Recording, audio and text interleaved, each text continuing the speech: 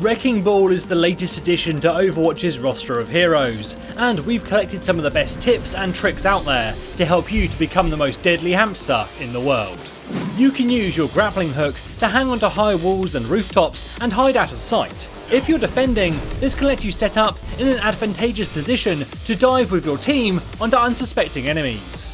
Hammond will automatically reload his guns when rolling. This is a safer way to reload as it removes your critical hitbox and takes roughly the same time as the standard reload animation.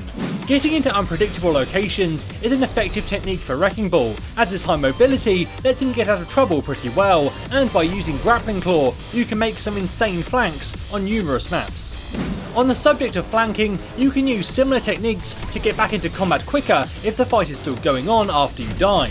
A number of maps offer opportunities to swing back into action, and if you can get to grips with them, this makes him quite a forgiving hero to play. Piledriver is an amazing skill to engage with on the enemy, but if you're trying to reach a ledge or platform by swinging up onto it, you can also use Piledriver to stop Hammond's forward momentum and land on your target. Wrecking Ball really lacks in burst damage potential, with Piledriver being his single highest damage ability, but also being tricky to land perfectly and having a long cooldown. So instead, you should focus on breaking up the enemy and allowing the rest of your team to pick off the targets that you isolate.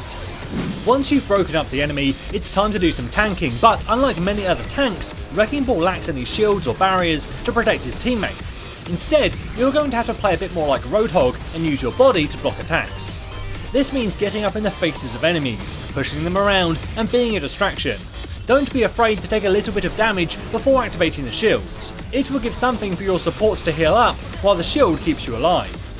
His ultimate Minefield has a few interesting uses. You can use it as part of a burst combination by first swinging up above the enemy before dropping the mines and using Piledriver. It throws the enemy around and can do a lot of damage. However, primarily it's an area denial tool. If you're fighting in a choke point, it can make it impassable, and you can use it to isolate the back line from their tanks, or just create some space for the payload to move forward. It's also worth noting that each bomb has a pretty reasonable health pool, so they can actually soak up some incoming fire, but be aware that someone like Reinhardt can quickly clear out the mines with his hammer. It's pretty easy to get Wrecking Ball swinging around a pillar or bridge, and you can keep going for as long as you like. Now, in high level play, this is a pretty good way to get yourself burst down by players with good accuracy, but in lower levels, it can really cause players trouble. Just be prepared to fight back towards your team if things get a bit too hairy.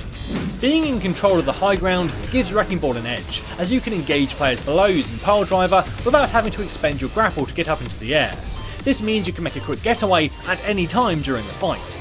This is a similar tactic you may have seen used by good Winston players, to let them engage in a fight and keep the option open to quickly jump away to defend their back line.